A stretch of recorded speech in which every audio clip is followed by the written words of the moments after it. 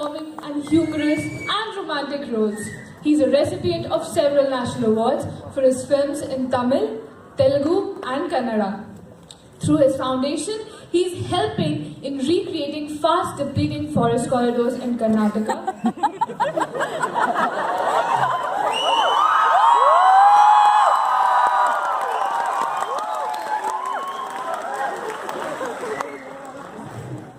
Good morning, everyone. I'm sorry I have to stop you. I think they know. It's wonderful to be with you all today. I would like to start with a poem, which a young boy, a young poet, who's written in an interaction with youngsters, and I asked him that can I have that poem and recite it wherever I go. It's a poem called I Had a Vote by Navnil Bhattacharya. I have a vote. The vote I have belongs to me. It's made of indelible ink till I wash it with soap and water for 3 days straight to rub the democracy off me.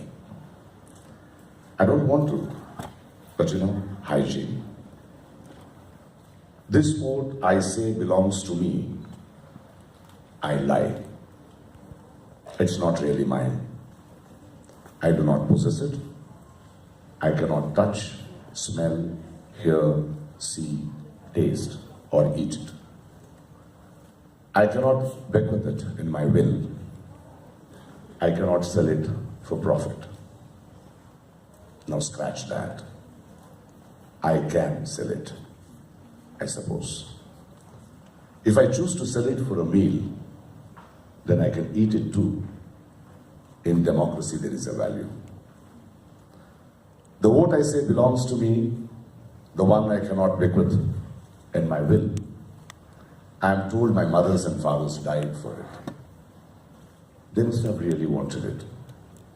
I cannot see why. Maybe if I didn't have a vote all to myself, I would have wanted it too. Cherished it like a voice. A piece of jewelry to wear around my neck, better than the chains. I don't have children like they did. I don't wear chains or yokes, at least none that I can see. This vote I say belongs to me. Maybe I'll give it away for free. To the loudest voice. In democracy, there is choice. This vote I say belongs to me, the one I cannot touch, smell, hear, see, or taste. The one I'm happy to give away on a whim. I understand they have taken it without asking, without my giving, without waiting for me to show up. I can finally see my vote. It's an imperfect horizontal line across my name on a printed piece of paper. My vote tastes a lot like dust now. It smells of want. It feels like a freshly red wheel. I hear my kidnapped vote speak to me. A howl like ancestors coveting freedom. In democracy, there is illusion. I walk away, quiet, not knowing what to do. With all the soap, I don't have to wash for 3 days straight anymore.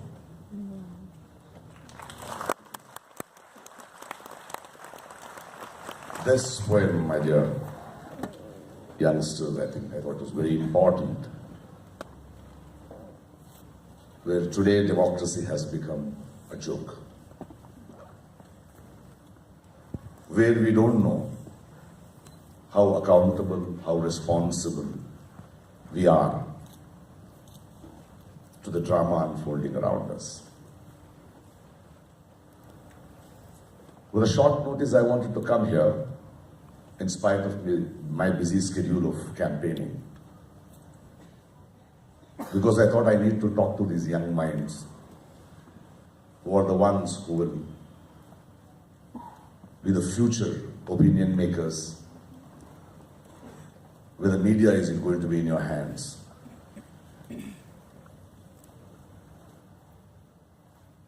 My dear friends, when you see me as an actor, when we see somebody as a lawyer, when we see somebody as a doctor, we should realize one thing, that human beings and their evolution was not to find jobs, was not to specialize and earn with our speciality, but to find different dimensions, means of the way of living. The job we do should be our identity, should be a tool to voice, to express, to bind all of us together. We have had potters, we have had people who weave clothes. In our culture, before all these different alternative employments came down, and if you see, there was a fabric where in their works they had their pain, they had their laughter, they had their song, they had their culture. There was a bonding, there was giving, there was uniting, depending on one another. But now it's all changed.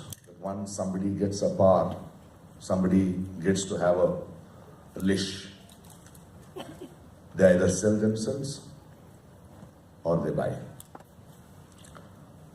I'm worried about the country today. I'm worried with the rhetoric, with the narrative. And my only hope is you, who, however big media persons you become, it is very important that you don't sell yourself, you sell the nation. Ethics, moral values, being humane is the most important thing we need. And on that basis, to spread it, to ensure it, should be your talents, your professions. I would like to talk more, but then I would rather have an interactive session. Today I'm standing here as a politician because I've decided to take the plunge to become a parliamentarian. I've taken this oath. I did not decide it. My journey decided it. I didn't come in, I was pulled in. Because I realized I need to be responsible. I need to put my weight around this.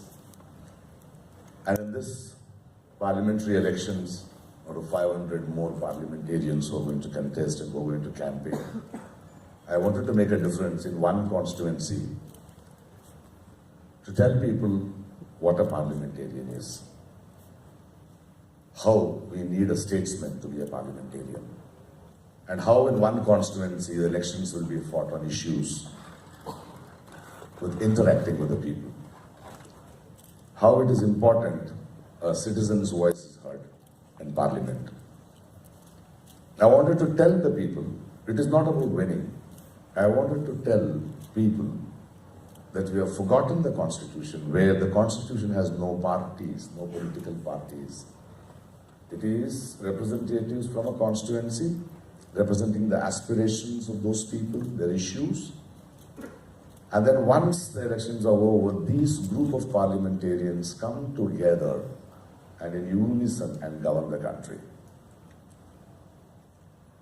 As I go around campaigning, it's shocking and painful to know that people don't know the difference between an MLA, a corporator, and an MP. I asked a lady in a slum, who's your MP? And she said, Kumar Swami. And as I walk around, I see they're asking me, will you bring us water? Will you repair our roads? We have created a place, an ambience wherein they don't know what to ask from whom. And somewhere we, the so-called educated, the so-called 48% who don't vote, are responsible for these slums, for this sort of living, for people being herded as sheep, and with a crane taken as votes. It's very important today that we have an interaction. little humor here and there. I just wanted it to be really serious because the issue is really serious where we need to worry about. With this, not talking much, I'll leave the panel open to answer the question for a change. You do the just asking, I'll do the answering.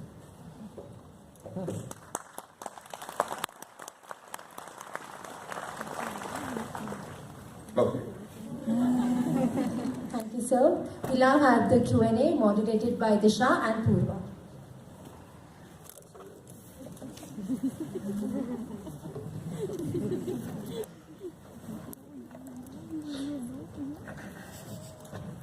Thank you, Jalasmi. So we'll now begin with the question and answer session. I am Disha. And we want to remind you that due to time constraints, please keep your questions short and concise, and we'll only be able to take 5 questions.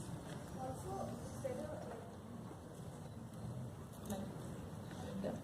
So, sir, before we move to the audience, we have a question for you. Okay. So, sir, you're contesting the elections this time as an independent candidate. So, what drove you to not align with any party in particular and contest on your own? And do you think that will have more of an impact? Political parties are a trap in this country. And for the way I speak,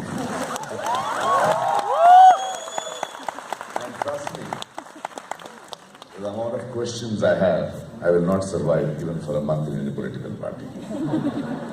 We should realize, before Britishers came, we were ruled by kings. And a lot of Afghans and Britishers came and ruled. When they left, they were still kings. So we decided a constitution where a citizen decides to rule himself. And over a period of time, all these political parties, our rulers are kings in another form. We need to realize that every political party today is coming together for their survival, not for the country. Every parliamentarian who represents 5 lakh, 6 lakhs people takes 5 lakh, 6 lakh votes, goes up there and turns out to be a one vote of that political party. So it's very important that an independent voice who will question every policy which is made there, every decision taken there, in the interest of the citizens, not of a political party. Thank you, sir. So now, whoever wants to ask questions, please raise your hand and the mic will reach you. Okay, the lady in white.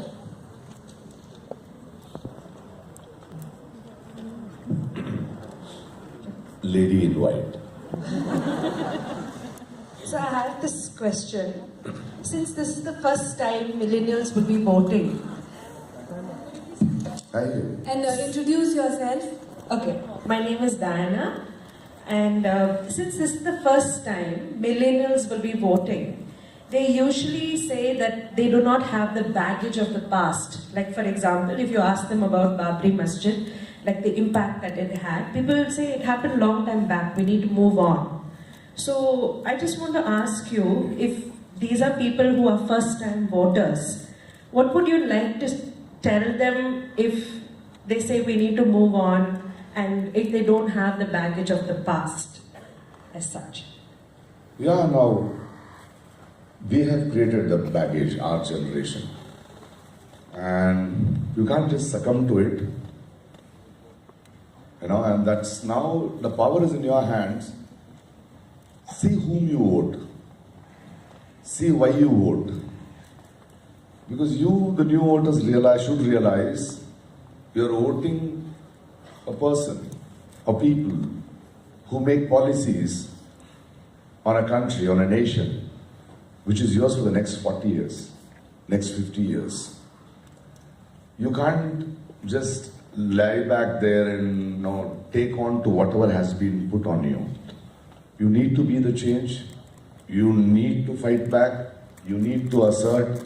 And that's why I read that poem, Vote. Arijit, can you please mark there?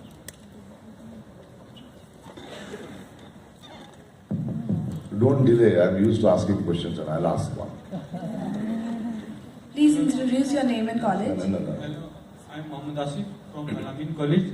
Sir, I have 2 questions. my first question is, you adopted two villages. First is Kondarendapalli and another is Bandarahatti. Bandlorahatti and Kondarendapalli. Sorry, I am from north. That's okay, that's okay, that's okay. So what did you develop there till now? And how did you try to change the life of villagers? My second question is, what is your goal as an Indian citizen? And is politics the best way to achieve that goal? The first question, Kondarendapalli and Bandlorahatti, you can sit.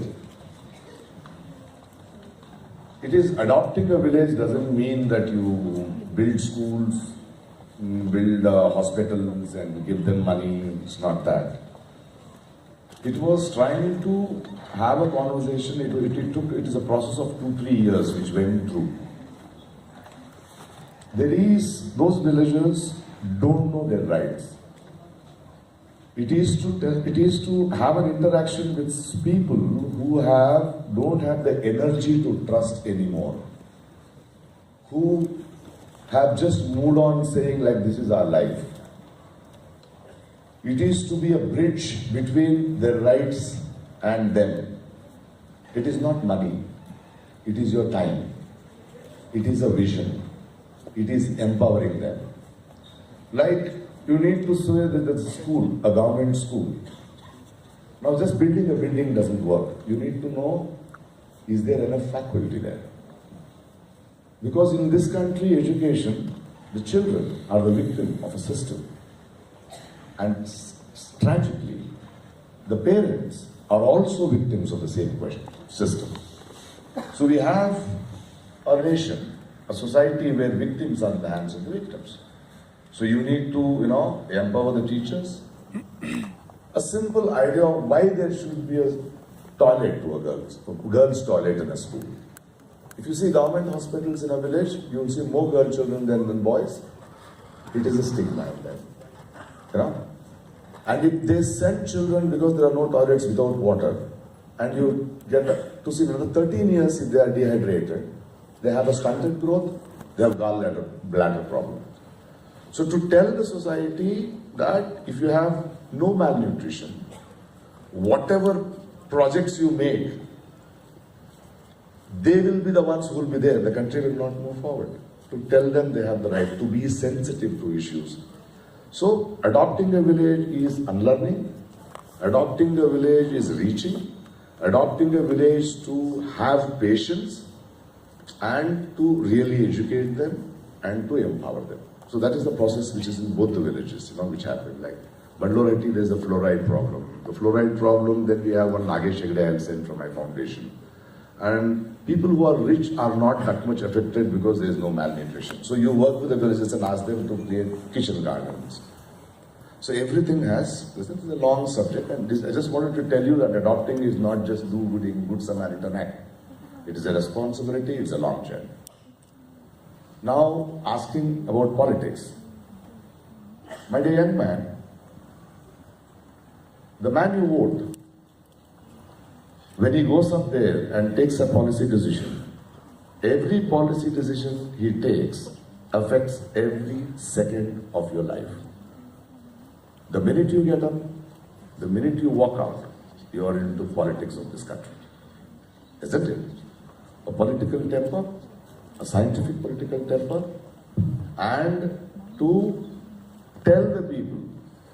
See, until and unless in this country as a citizen, if you don't realize that politicians and political parties are a minority and you are a majority, and until and unless you don't realize that it is your money, when the road is laid, when it is your money, they do the job and you certify it. Until and unless we don't realize that we are that powerful politically, being in politics, thinking politics is one which is going to ensure your right and will make them accountable. It is very important to be in politics, in direct politics or indirect politics. So it's very important to be political in this country.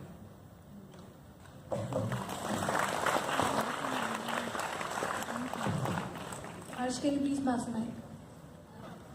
Hi, I'm Muskan from Jyoti Nivas College, and I have a question to you, sir.